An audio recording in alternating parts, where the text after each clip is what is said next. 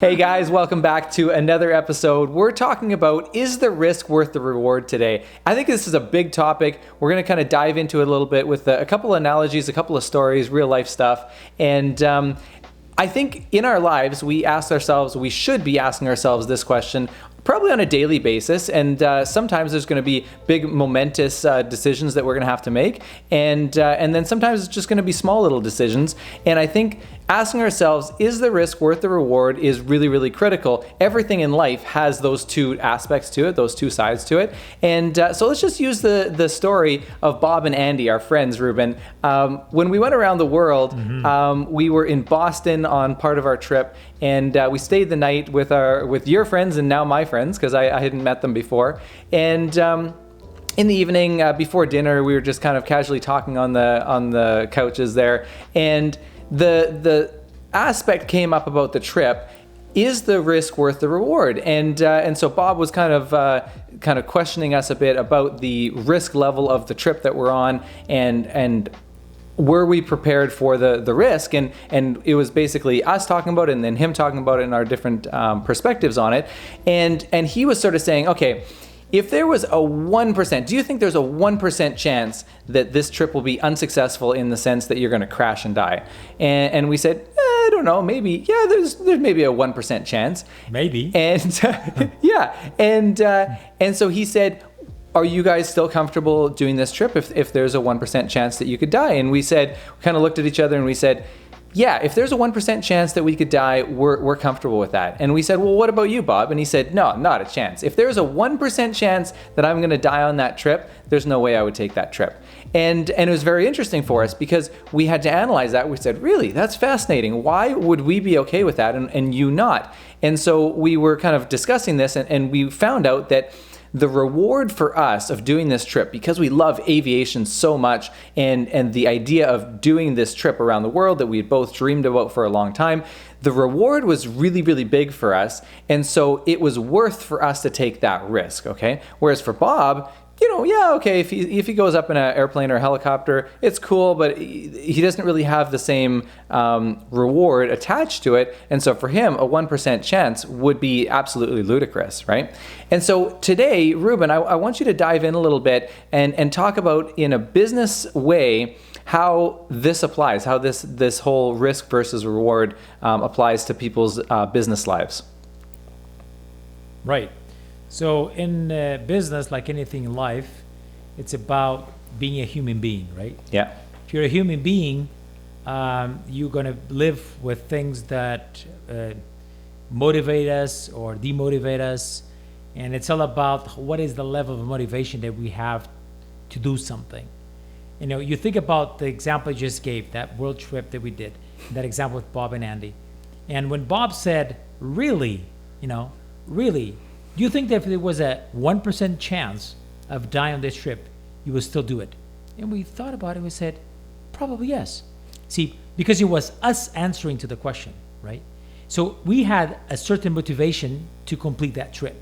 We had a certain motivation to have that experience. But at the same time, we were willing to take a certain amount of risk. So everybody's different, and everybody will make the calculation of the reward first. I don't think people think about the risk first. I think you think about the reward. There's this sense of fear of missing out. You know that, Misha? Yeah, that's true. Fear of missing out. Have you heard about FOMO? Right? Yeah, FOMO. FOMO is fear of missing out. That's a new term, yeah. Right? And it is a term. It FOMO is a new term, is the yeah. fear of missing out. Yeah. Okay. So what it is, a lot of studies have been done that people are more fearful of losing the gain of something other than losing straight out. So let's suppose you have something that I see that you have the possibility of winning, Misha, right? Yeah. And I don't participate in that risk to take a reward, and you end up winning it, right? Yeah. So you have that reward. Yeah. It will hurt me much more. It's a human thing to think that I could have been in your situation. I could have been rewarded, other than if I lose it, okay, it's really hard to lose it. The risk and the reward is zero, but it's much harder if I'm not part of that reward. You know what I mean? So Absolutely. That's the fear of missing out. Yeah. So the fear of missing out it is a big driver in life. So if you think about it, it all starts about reward. What are the rewards that each one of us really give value to? And this has to do with values. What is in front of what? Is it your passion of the work that you do? Is it your family? Is it your adventures? Is it the musical instrument that you play? Is it the investment in that stock that you're thinking of doing? So those things are really motivators, and they're not the same for everybody. But it all starts with that reward. Now, after you have the reward in front of you, you're going to weight it and consider if it's really if it's worth taking the risk to achieve that reward. What type of, so I'm curious for making you. a decision of risk reward. Yeah. I like it to do it in a way that is much more rational. I try to be very rational. Exactly. I was going to ask you, what kind of things are you considering when you're talking about, let's say you have a startup that somebody's pitched to you and you're thinking, okay, is it worth the risk to invest in this, or you have an idea of yourself and that you want to kind of pursue that. What are the analysis steps that you kind of go through to say, okay, instead of just impulsive, because you mentioned stocks, right? Somebody looks at something and they look, wow, the potential is huge on this. You know what? If I invested $1,000, I could make a tenfold return. I could get back 10,000. Maybe I should invest all of my money. Maybe I should even borrow and borrow 30,000. I could get a huge return, right? What kind of steps do you take to analyze this type of risk reward steps? Yeah. So that when I look at an opportunity, like as you said, a startup, I got to see first if it's a good fit for me. The first thing, other than starting with the financials, I got to see if I understand the business, if I can at least learn about it very quickly, and things that are basic, I already understand. If I understand it, I have information that I can work with. So to make a decision, you need a lot of information. Management is really the definition of management is making decisions with information. And how good information you have, the better decisions you make, and then you manage well, or you manage really badly. So on a decision of making an investment in a startup, I gotta have a lot of information. And it starts with your own knowledge. So you gotta have knowledge about something to make a decision of risk reward. You don't get into something that you have no idea about, but you heard this really, really good, it's gonna have an amazing return, but the first mistake that you can do is you have no knowledge about it. Okay, so the first thing is you gotta study it. You gotta have sufficient background to understand anything that you're going to be taking a new look at, right? So then it has to be a good fit of something you're going to be comfortable down the journey. Not only thinking, oh, I'm going to get this tremendous return, but how about the ups and downs of it, right? And in investing, we look at, we use a lot of Excel or spreadsheets, let's say. And spreadsheets, I always say that they're always your best friend. You look at any numbers, and they're always beautiful because you just have to type them. And we have a biased tendency to put things better than we actually going to be. So you gotta think that although Excel is your best friend, one thing I'm going to assure you is that it's not going to be that exact outcome. It could be better or could it be worse. So that means that there's a lot of volatility. There's going to be a lot of uncertainty in this process. And how you're going to manage that uncertainty, you got to think, and you got to imagine yourself through that uncertainty and think, okay, if it doesn't go exactly as planned, what is my plan B, my plan C, my plan D? And at last is, what about if I lose everything? And the helicopter story that we will go back to, losing everything would mean die. Right. Now, we did have so much passion about the reward that we were considering that 1% would be okay. I think it's really crazy, right? But it has to do with our positioning of thought about it. But in investing, you got to think, can I lose everything? If I lose everything, would I actually be okay with it? Yeah. You got to live with okay of losing. If you don't live with the okay of losing, it's probably not a good investment for you. Exactly. Yeah, exactly. And so that's on startups. We can talk more about that if you want to, or business in general. But if you're just a person at home that is doing their 9 to 5, they're going to work every day, and they're just barely making rent every month. So they kind of get to the end of every month. They've got $50 in the bank or whatever. And we're talking to them about risk versus reward. Could you give them any advice? How could they utilize this term, this principle in their life to make better financial choices and gain bigger rewards in the future?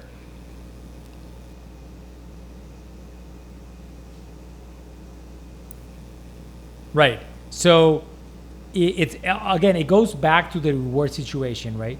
Many people feel okay in their comfort zone. And I think that's the worst thing you can be. The worst place you can be, because it's a lukewarm situation and you're not dreaming about something that will step up to the next level.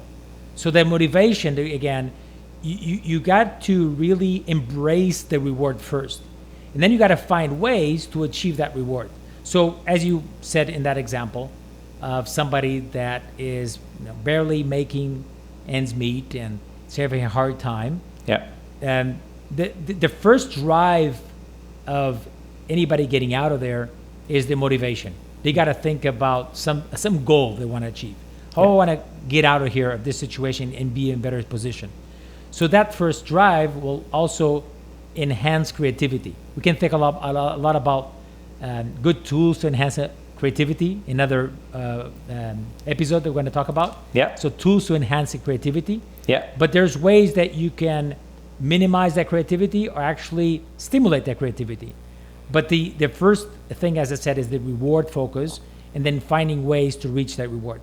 And the risk management, going to the risk part, is thinking about different scenarios and also what will be the worst outcome. If I can live with the worst outcome, it's almost, I won't say guaranteed, but if you have a sufficient passion and drive and knowledge, again, to go through the journey to achieve that reward, I think it's worth taking that risk. Exactly. Because you can live with the worst case scenario. Right? And sometimes you gotta think, can I live with this worst case scenario? I can. Then let's build a program on it. Exactly. And what's interesting is sometimes that risk can actually be something that's a little bit more subtle. So, we're talking about pretty extreme stuff right now. We're talking about, death if you're flying a helicopter, or we're talking about losing your business and going bankrupt and these kind of things. But what if the risk is more subtle in the sense of like you're losing time of something that you really enjoy? So let's say somebody spends an hour or 2 hours in the evening, maybe watching Netflix or YouTube videos or TV or something that is potentially mindless, that they're not learning anything. They're not engaged in the content that they're watching. They're just watching it for pure entertainment's sake. And now you have an opportunity. Maybe there's been an idea that's popped up in your mind and you said, you know what, I could pursue this idea. This is something that I think would be really cool. I want to spend time on it. But the risk is, that show that I enjoy or whatever, I'm going to now lose out on being able to do that. I'm going to have to dedicate time now to that thing. And so that risk versus the reward could be applied to something that's quite subtle, but I think the payoff, if you were to take that, could potentially be absolutely huge, right? And see, Misha, you just touched on a very important point. Yeah. You mentioned about some activities that give us an immediate reward. Yeah. I will suggest that anything that has immediate reward, you should be suspicious about it. And this applies to common things in life and also investing opportunities. Yeah. Now, everybody has heard about quick bucks, right? Almost like casino style. Everybody wants some type of immediate reward. But be very, very suspicious of any investment that gives you tons of potential reward, financial reward, and it's going to be immediate and very quickly. Things take time. The same thing, same analogy, using your own terms, what you said, at the end of the day, I'm going to spend 2 hours on that movie, on that Netflix, on that show, but you got to think, what's the reward? Is the reward actually being built for the future of something that will build value for the future, and I could live with that reward for a long time? it's like a sweet, right? You eat a sweet. It's very, very, very sweet in your mouth. It's you have a high of dopamine at the moment, and it's probably going to stay in your belly for years, right? So right, exactly. It's the same thing. What are the consequences of that reward? So investment's the same thing. If you look at an opportunity, you want to make a quick buck. Things don't happen that way. It's going to be most probably a disaster. You got to build value for the future, and also in your education, as you said, and as we talked about creativity, education. We're going to talk about those episodes in different episodes in the future. Exactly. A term that I just heard actually recently, it was something along the lines of pay now and reap the rewards later. And people don't like that. It was on a podcast that I was listening to, and they were talking about longevity of life and the things that you're doing today, how they're going to affect you when you're 95 or 99 or whatever, and you're on your deathbed and you're saying, if I had done these things differently, I probably could have lived my last 20 years of life a lot more enjoyably. But people don't think about that because they're after the instant reward. And it's, you could use exercise as a good example of this, because if you go and go for a 5K run today, you're not going to really notice the health benefits today. You're going to, for sure, you're going to have that dopamine that you say, the fresh air and all these wonderful things. But, the actual true reward of that 5K run, you're going to feel if you do it on a consistent basis, repetition, and you do it for a long period of time, you're going to lose weight, you're going to have a way healthier body, and ultimately you're going to live a longer and more fulfilling life, right? But the pain of that, the risk of that, the suffering, you have to pay for now, but you're going to gain that benefit, in 6 months, in a year, in 10 years, in 30 years, or whatever, right? I think it's the same in a financial world, whether it's our personal finances or it's in a business or something like that, where, we do have to ask that question.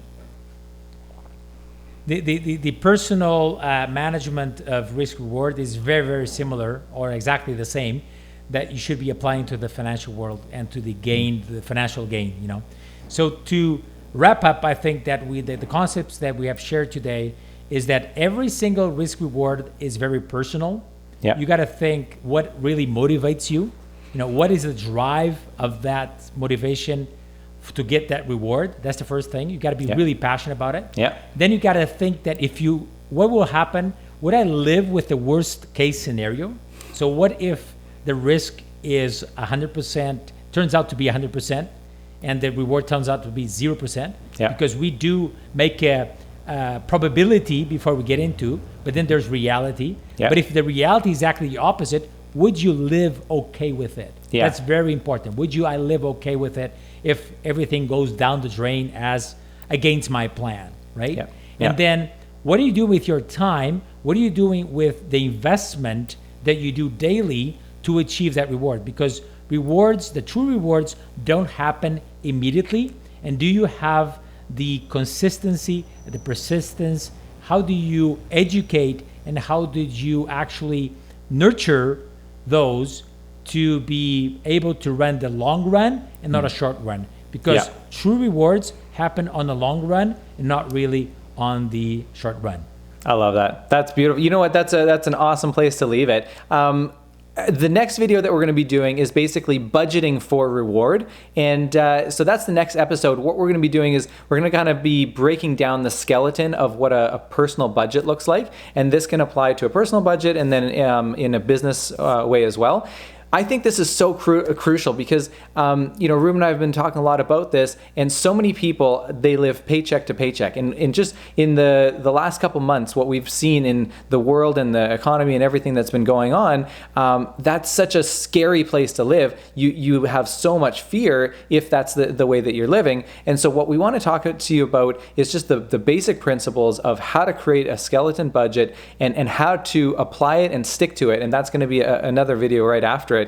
Because that's going to be the most critical part of it. But I think it can be empowering and exciting to be able to know how to put a budget together and then to be able to live by that. So that's what we're going to be talking about in the next video. Really excited about it. If you guys want to help us out, you can do a couple of simple things. The first one is to just give this video a like if you did like it. Share it with a friend that you think would find this interesting. And then if you haven't already, subscribe. We want to hear your comments as well. So leave the comments below. Ruben, what do you think? What should they be commenting below on this video? Yeah, we like challenges, you know. So we wanted to take the risk and see the reward of your comments. So we want to see what you agree, what you disagree on. Not only what you agree, but what you disagree. The second thing we like to see, what are the risks that were life worth taking up to now in your own lives, right? Yeah. And what will be the rewards that you would like to have in your life in the future, and the risks that you'll be able to take to achieve those rewards. So those are some things that would be really nice to have comments and discuss in this video. Amazing. That's fantastic. Until next time, you guys, I hope you enjoyed this one, and we're going to talk to you on the next video next Monday. See ya.